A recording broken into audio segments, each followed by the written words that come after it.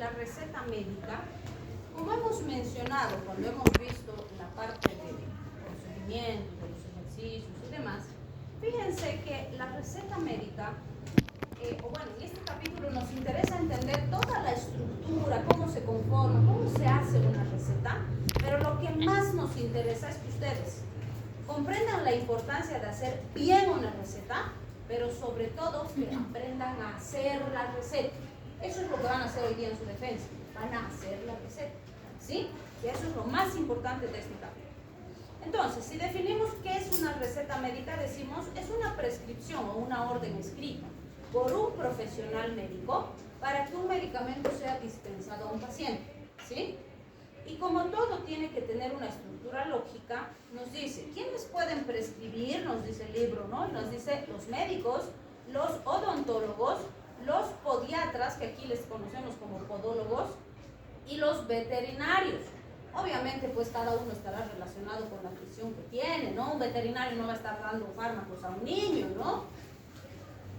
O, por ejemplo, un odontólogo no va a estar haciendo tratamiento de esquizofrenia, ¿verdad? Entonces, cada uno, incluso, fíjense, no cualquier médico hace tratamiento de cualquier cosa, ¿sí? Si yo no soy endocrinólogo, no voy a estar haciendo tratamiento de patología endocrina compleja, ¿no? Lo básico sé, pero lo complejo no, pues el especialista no más, ¿sí? Entonces, cada uno prescribe en base a la adquisición de su formación. No somos todólogos, no todos saben todo, y no tienes la obligación de saber todo, pero tienes la obligación de saber bien lo que estás prescribiendo, ¿sí? Bien, esta tabla que la tienen en el Katsun nos muestra en Estados Unidos, porque fíjense, nos dice en California, en Florida, en Michigan, en Mississippi, etc. Nos dice si pueden prescribir los farmacéuticos, los enfermeros practicantes, los asistentes médicos y los optometristas, pero bajo ciertas condiciones. Nos dice, o bajo un protocolo establecido por un profesional médico y en base al protocolo prescribe, o bajo la supervisión de un profesional médico que los está guiando, como aquí hacen los residentes, los internos, ¿sí? En esas condiciones podría, pero después, pues no es nada ético que cualquiera esté haciendo una prescripción. Y siempre les digo, cuando ustedes vean esto, se van a dar cuenta de por qué es tan importante, ¿sí?, que un profesional sea el que da la receta. En nuestro medio, tristemente, absolutamente cualquier fármaco que ustedes se imaginen se vende sin receta. Yo puedo ir con un papel higiénico escrito a la farmacia y me venden el fármaco. Puedo ir sin nada a la farmacia, igualito me venden el fármaco. Es una barbaridad aquí como se dispensan los fármacos sin ningún cuidado y sin ninguna prescripción, ¿sí? Pero se hace. Entonces, para dar una receta, tú lo primero que tienes que hacer es un diagnóstico específico. ¿Y cómo haces un diagnóstico específico? Tú haces, pues, examen físico, anamnesis, revisas al paciente, ves si necesitas pruebas complementarias y demás, y en base a todo eso tú haces un diagnóstico. Entonces yo les digo, me río, ¿no? Porque el paciente va a la farmacia y le dice al farmacéutico, no, doctorita, tengo diarrea, y el otro agarra y dice, tómate esto, que no sé qué, nada, y le da un fármaco. Y yo digo, o sea, ¿tienen visión de rayos X o qué? ¿Cómo ha hecho anamnesis, exploración física? ¿Qué rato? ¿Sí? O va y les, me duele mi cabeza, tómate esto, y les da. ¿Y qué rato han hecho pues la anamnesis, la exploración? Porque le puede doler la cabeza porque tiene un tumor en el cerebro, o le puede doler la cabeza porque está con un síndrome premenstrual, o porque tiene cefalea tensional, o porque su vista está mal. Pueden haber 20 cosas por las que le duele la cabeza al paciente, ¿sí? Entonces es una total falta de ética y de responsabilidad estar prescribiendo de esa forma, ¿sí?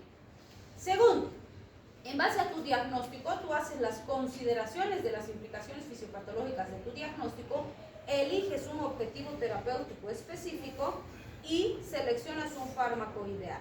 Y ahí siempre les digo, por ejemplo, digamos que tu paciente tiene hipertensión. Tú ves las consideraciones fisiopatológicas de la hipertensión. Entonces, tú dices, la presión arterial del paciente depende de dos parámetros fundamentales: el gasto cardíaco y la resistencia vascular periférica, ¿sí? Entonces, tú dices, algo está mal o en el gasto cardíaco o en la resistencia vascular periférica. Por eso, la presión arterial está alterado. Entonces, para hacer tu tratamiento, tú vas a decir, o modifico el gasto cardíaco, o modifico la resistencia, o las dos, y así voy a modificar la presión arterial, ¿sí? Y tú dices, ah, bueno, ahora, ¿qué fármacos tengo para esto? Por ejemplo, podría darle IECAS, podría darle ARA2, podría darle diuréticos, beta bloqueantes, bloqueantes de canales de calcio, incluso nitratos podría pensar, ¿sí? Y en base a estos, cada uno sé el mecanismo de acción, sé las dosis, sé los riesgos, sé los efectos adversos, yo decido cuál le doy. Digamos que decido darle un ARA2, le voy a dar losartán, ¿sí? Entonces voy a decir, losartán, ¿qué va a hacer? Me va a bajar el gasto cardíaco, porque como es un antagonista de los receptores de angiotensina 2, entonces, ¿qué va a hacer? Se va a producir menos aldosterona, va a producir vasodilatación, va a disminuir la reabsorción de agua y sodio en el riñón, además va a evitar la liberación de ADH, además va a evitar la activación del centro de la sed a nivel central. Perfecto, me sirve para bajar esto y me sirve para bajar esto. Conclusión, me baja bien la presión arterial. ¿Hay alguna contraindicación para usar esto en mi paciente? En mi anamnesis ya sé. Entonces digo, ok, le puedo dar esto. ¿Sí? ¿Se dan cuenta? Todo eso tú tienes que hacer solo para pensar un fármaco que le vas a dar a tu paciente. ¿Sí? Una vez que has establecido eso, determinas el esquema apropiado de dosificación. Por decir, le quieres dar losartán de 50 miligramos. Su presión arterial de tu paciente, lo normal es que esté aquí y está aquí elevada. Sí, súper alto. Entonces le das, sí, la primera fase tienes que medirle todos los días la presión arterial. Capaz tú no, pero le dices, Juanito, ¿hay una farmacia cerca de tu casa? Sí, ok, entonces todos los días a las 10 de la mañana te van a medir la presión. En las mismas condiciones, no tienes que hacer esto, en estas condiciones que te midan, y anotas en una hojita y en una semana nos vemos. Tú ves si esos 50 miligramitos que le has dado está logrando que la presión se mantenga por aquí. Siempre va a haber oscilación, nunca es plano, ¿sí? Sube, baja, pero si está oscilando aquí cerca de lo que es tu objetivo terapéutico, perfecto. Dices, ok, Juanito, esa es nuestra dosis, ahora sí nos vemos cada mes para tu control. Pero si resulta que con esa dosis está sube, baja, sube, baja, sube, baja, no sirve. O hay que modificar la dosis del fármaco, o hay que combinar, algo está haciendo que no funcione bien. O resulta que sigue todo el tiempo altísimo, no sirve. ¿Sí? A eso se refiere con que determines cuál es el mejor esquema para tu paciente. Una vez que has determinado el esquema apropiado, recién estructuras el plan de vigilancia. Varía dependiendo del fármaco. Si es para hipertensión, va a tomar el resto de su vida probablemente. Si es un antibiótico, va a tomar 10 días y ya está. Entonces le dirás, volvemos en 3 días, vamos a ver cómo estás evolucionando, 10 días terminas y ya estamos.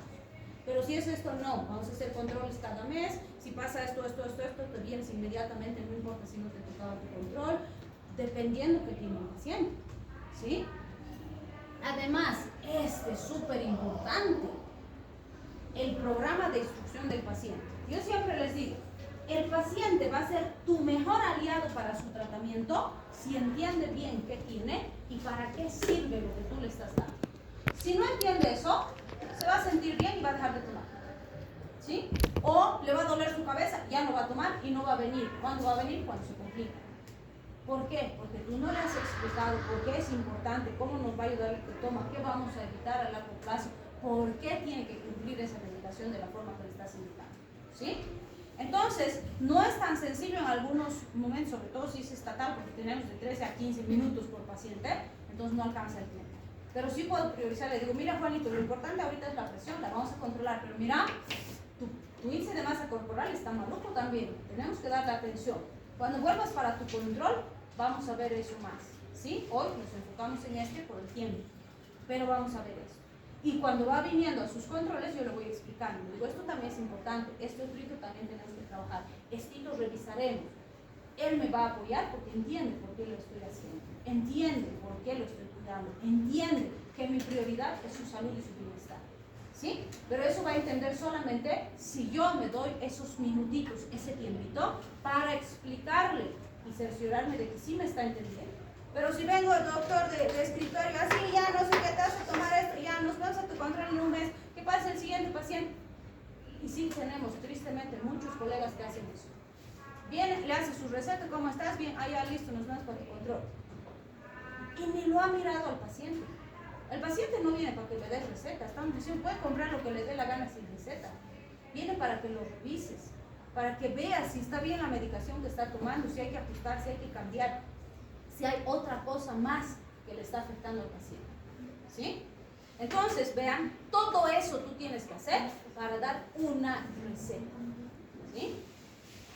Bien, esa estructura ustedes ya la conocen, ¿no es cierto? Hemos visto cuando hemos hecho el cálculo que tiene que tener un encabezado donde van todos los elementos que están en amarillo y un cuerpo donde van todos los elementos del fármaco, de la indicación y la identificación del médico. ¿Sí? No se olviden del fármaco, hemos dicho 3 elementos: fármaco, potencia, cantidad. De la indicación, 4 elementos: la vía, la dosis, el intervalo de dosificación y el tiempo de tratamiento. Estos que están en rosadito son opcionales. Si están, le dan más realce a tu receta. Pero si no están, no pasa nada. No les restan relevancia, sí se pueden dispensar. Entonces, ¿cuáles son imprescindibles? Que eso han hecho en su tarea, ¿no?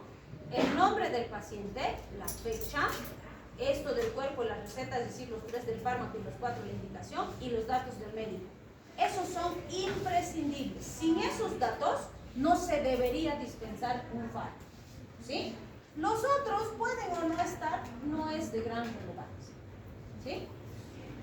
Acá tenemos una llenada para que puedan ver, ahí están los datos de identificación del lugar donde se prescribe la receta, el nombre del paciente, la fecha, la dirección del paciente que hemos dicho. Sí, nos dice el libro que es importante, pero no es tan importante. ¿Sí? En nuestro medio no tiene relevancia. En teoría es para identificar dónde vive el paciente, sobre todo si toma fármacos peligrosos.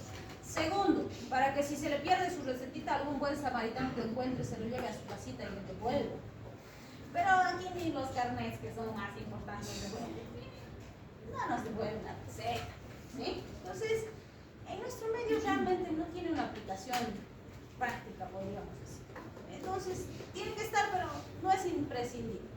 Ahí están los del fármaco. El fármaco, la potencia y la cantidad. No se olviden que estos 3 le dan la información a la farmacia de qué le tiene que vender al paciente, ¿no? El ibuprofeno de 400 miligramos, 12 comprimidos. Ya está. Lo de abajo le da la información al paciente de qué tiene que hacer, cómo va a usar ese fármaco. Pues fíjense, tomar por vía oral un comprimido cada 8 horas por 4 días. Ya está, los 4. ¿Sí? Como dijimos, sí es importante que esté completo para que el paciente sepa qué va a hacer, cuánto va a tomar, cada cuánto, hasta cuándo va a tomar. Ahorita vamos a ver los errores importantes y por qué se tienen que tomar en cuenta cada uno de sus elementos. Ahí están los datos del médico, que normalmente va en nuestro sello, ¿no? PIN, y firmamos encima y ya está. Estos pueden o no estar, como decíamos. Por ejemplo, resurtir en nuestro medio no aplica. El resurtir es, por decirles, yo le doy una receta para que se compre la medicación para todo el mes y el paciente viene cada 3 meses a su control. Entonces yo le pongo resurtir 3 veces. ¿Por qué? Cobra su sueldito, entonces se compra para ese mes, el otro mes cobra su sueldito, se compra para el segundo mes y así. Entonces va a ir con la misma receta y aquí se lo van a anotar 1 y se lo firman, se lo ponen la fecha y le devuelven la receta. Al siguiente mes con la misma receta viene, se lo anotan 2, se lo firman, se lo sellan y le vuelven a devolver la receta. Y el tercer mes anotan 3 y se queda con la receta de la farmacia, ya no le devuelve. Como ya tiene que venir a su control, va a venir, le voy a hacer otra receta. Para eso sirve. Pero aquí puede ir con su receta de hace 25.000 años y le van a seguir dando, ¿no? Además, en las recetas particulares, vamos a decir, o en las farmacias convencionales, el farmacéutico no se queda con la receta. ¿Cuándo se quedan con la receta? Cuando es un seguro, ¿no? Pero después no se queda, entonces no tiene una aplicación práctica tampoco. Este del recipiente a prueba de niños son los frascos que giramos la tapa y no se abre. ¿Qué tengo que hacer? Apretar, girar y recién se abre. Es para fármacos peligrosos, para que no exista accidentes con niños. Pero a ver, te diré, anda comprando ibuprofeno en frasco a prueba de niños. Vas a la farmacia y te vas a decir, no hay, viene en blister. ¿Sí? Porque así viene. Entonces tú no puedes ir y pedirle un recipiente a prueba de niños a una farmacia convencional. Sí puedes hacerlo si es una farmacia artesanal, porque ahí nos hacen preparados magistrales y ahí tú le puedes decir, quiero que me lo pongas en frasco a prueba de niños. Puedes. Pero en la farmacia convencional no. Entonces no solemos usar. precaución que ustedes consideren importante pueden poner, qué sé yo, conservar en el refrigerador, desechar si sobra, no exponer al sol, mantener en un lugar fresco, lo que tú consideres importante, o beber abundante agua, o tomar después de las comidas, lo que creas que es importante, ¿sí? Entonces, como hemos dicho, estos tres no le restan nada de relevante, pero si están, pues le dan más realce, está más completita, por decirlo así, ¿sí? Estos son los tipos de receta que tenemos. La receta médica simple es la que hemos descrito hasta ahora, la clásica, la que usamos en las consultas habituales y que tienen todos los elementos estructurales que hemos descrito, ¿sí? Tenemos también la receta médica magistral. Esta tiene las mismas características que hemos mencionado, con la diferencia de que es para preparados magistrales. Por ejemplo, tú le puedes decir, como dice acá, que te lo prepares con diente de león, con guaraná, con jengibre, que son productos o compuestos químicos que no vas a encontrar en las farmacias tradicionales, ¿sí? Entonces esto nos hacen las farmacias magistrales, donde tú le pones que te va a preparar. Por ejemplo, yo puedo agarrar, digamos que el enano no quiere tomar el jarabe, lo vomita, las tabletitas tampoco, no traga. Entonces le digo, ¿me lo puedes preparar amoxicilina en gomitas, en ositos de goma? Entonces, si tiene el principio activo, me lo va a preparar. O le digo, házmelo metronidazol en chocolate, porque no quiere tomar este enano cangrejo. Entonces se lo hacen en chocolatitos y cada día se toma su chocolatito y come mejor, o digo, toma mejor la medicación, ¿sí? Entonces, eso sí puedo hacer en la receta o en las farmacias artesanales, ¿sí? Me lo hacen preparados, si tienen los principios activos, me lo mezclan lo que yo les digo, ¿sí? Bien, estas, la receta médica retenida y la receta médica cheque, ¿sí? Fíjense, las dos tienen un entramado y una estructura diferente. Ya sé que esta no se ve bien, no es importante que se vea la información. Lo que es importante que vean aquí es esto. Tiene un montón de sellos, ¿sí? Marcas y datos que no hay en las recetas convencionales, porque es para identificar a quién está prescribiendo la medicación y quién va a tomar la medicación. Porque estos dos tipos de recetas son para fármacos psicotrópicos de prescripción controlada, vale decir, opioides, benzodiazepinas, fentanilo, por ejemplo, ¿no? O sea, fármacos que son peligrosos porque producen adicción, producen tolerancia y no se dispensan así nomás ni se da a cualquier paciente. Se tiene que vigilar muy estrictamente. Entonces, estas recetas, además, fíjense, la cheque todavía es más controlada porque tiene un talón que se va a quedar, por ejemplo, en el quirófano, porque son fármacos que se usan en el quirófano, otro lugar donde se va a llenar los datos del médico que está sacando el fármaco y otro lugar donde se van a llenar los datos del bioquímico que va a dispensar el fármaco, y eso se cruza con el Ministerio de Salud. Entonces, estos tipos de receta los determina, los normatiza el Ministerio de Salud de cada país, ¿sí? Entonces son para fármacos súper especiales, por decirlo así. Bien, ¿cuáles son los errores importantes que debemos evitar cometer cuando vamos a prescribir una receta médica? Primero, la omisión de la información, ¿sí? La redacción deficiente. Ahorita vamos a ver la omisión de la información con el ejemplo que vamos a ver.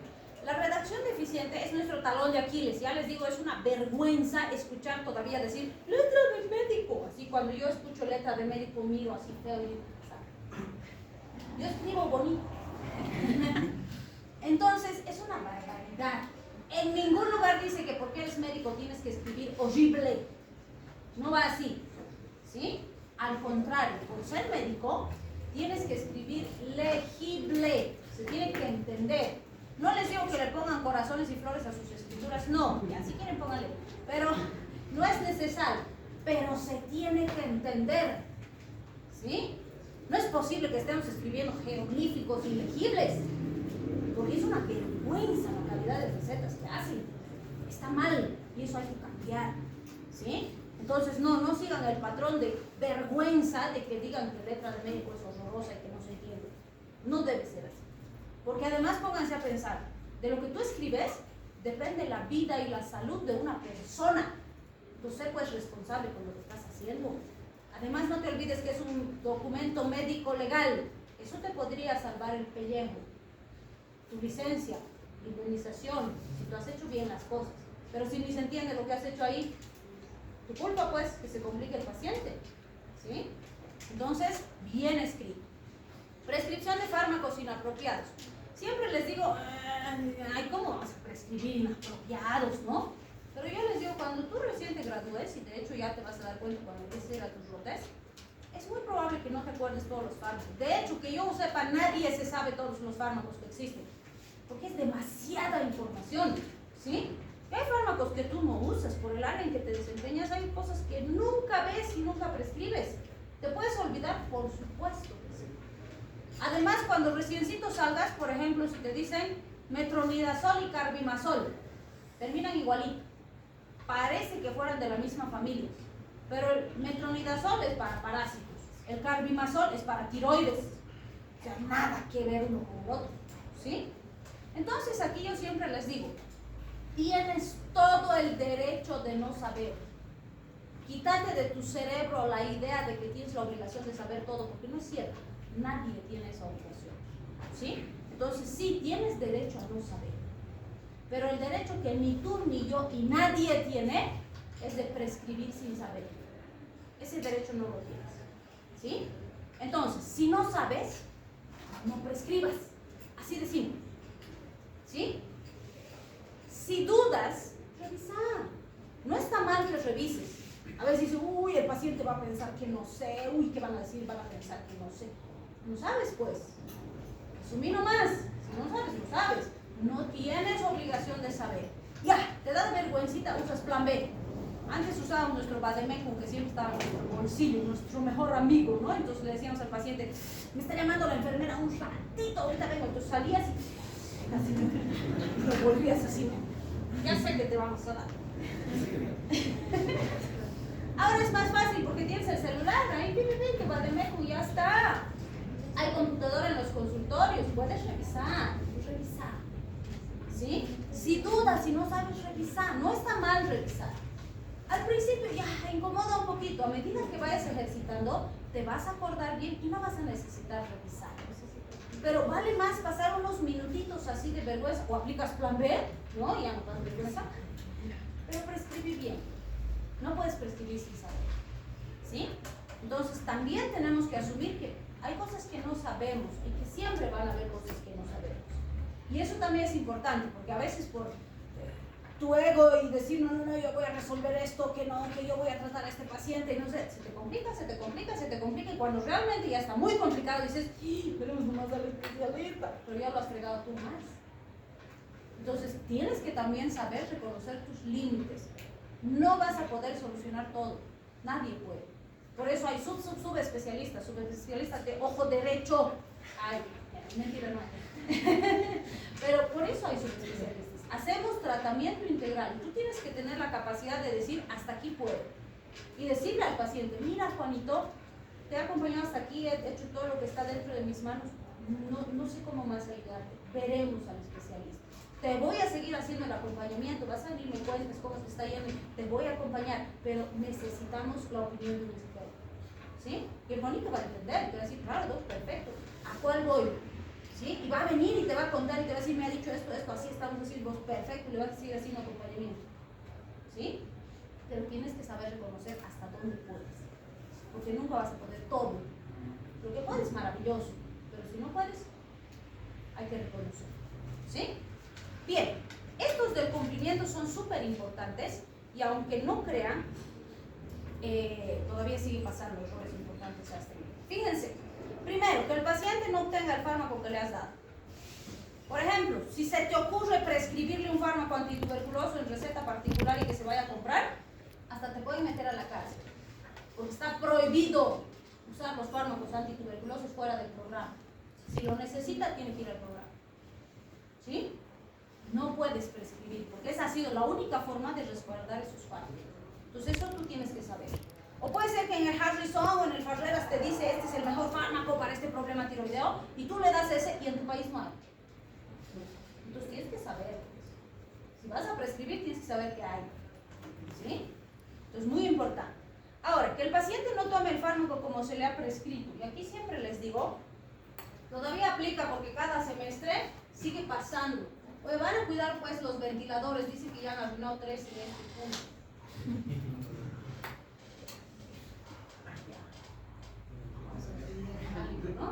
¿No?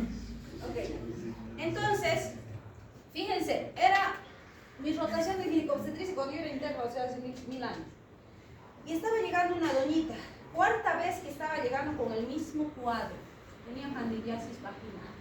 Entonces el obstetra me dice, dale óvulos vaginales, yo estaba anotando la receta, ¿no? Óvulos vaginales, papá, y la doñita le mira y le dice, doctor, eso ya me has dado, ¿no ve?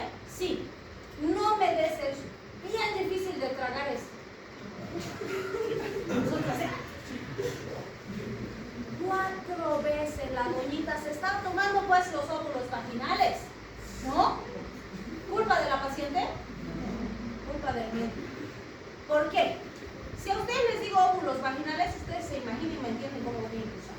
No necesito explicarles gran cosa, pero aunque no crean van a ver que hay dudas en mi paciente, incluso de un nivel más alto. Mi pacientita que es quechua hablante, que más o menos entiende español porque trabaja, qué sé yo, ¿de dónde tiene que hacer pues la relación que óvulo vaginal quiere decir que tiene que introducir los genitales? ¿De dónde va a ser esa asociación lógica? Es lo que les había dicho de vía oral, ¿se acuerdan? ¿De dónde si sini es boca, en español es boca, de dónde hago la relación que oral quiere decir por la boca? ¿Sí? En quechua, vagina es raca. Y yo nunca jamás he escuchado a un paciente quechua hablante decir raca a la vagina. Nunca. Le he escuchado decir en mis partes, hay abajito, que no sé qué, y lo usan como un tabú, pero tremendo y una vergüenza fatal, ¿no? Entonces, ¿de dónde la doñita iba a asociar que vaginal quería decir por sus partes? Porque no le han explicado cómo se debe, cómo corresponde, ¿sí? Entonces les digo, esto en general es responsabilidad de ustedes. Dependiendo del nivel socioeconómico de su pacientito, de su pacientita, ustedes tienen que ver cómo explicarle para que entienda.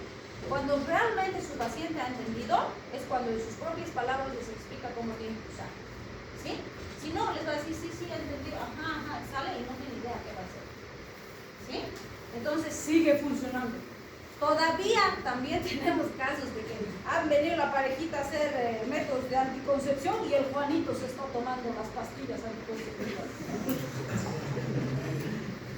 Parece chistoso, pero sigue pasando. Los tienen que explicar. ¿Sí? Bien. Ahora, que el fármaco, perdón, que el paciente suspenda prematuramente el fármaco, sigue pasando muchísimo, sobre todo con los antibióticos. Gracias a eso tenemos niveles de resistencia terribles.